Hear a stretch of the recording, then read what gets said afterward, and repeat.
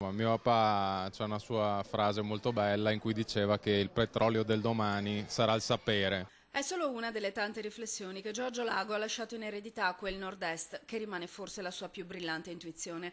A raccontarcelo Francesco, il figlio, che oggi ha annunciato i nomi dei vincitori nelle diverse categorie del premio intitolato al padre, direttore del Gazzettino per 12 anni, editorialista del gruppo L'Espresso.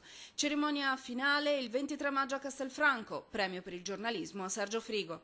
Nostro caro amico, tra l'altro assunto al Gazzettino da mio padre quando ancora era giovane, a testimonianza quello del suo impegno e attenzione nei confronti dei giovani. Per la cultura il premio va alla manifestazione Suoni delle Dolomiti, per l'impresa a Gianluca Bisol. Non solo per l'attività ormai secolare della sua famiglia nel campo enologico, ma anche per il recupero della tenuta di Venissa a Mazzorbo.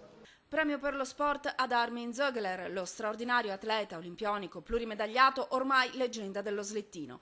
Per il volontariato infine QAM Medici con l'Africa, che in qualche modo crea una connessione con un premio speciale assegnato quest'anno dalla giuria, quello allo scomparso regista padovano Carlo Mazzacurati. Il grande regista padovano scomparso. Il premio alla cultura volevamo consegnarlo a lui, non ce l'abbiamo fatta, ma ci sembrava doveroso dargli un premio speciale alla memoria.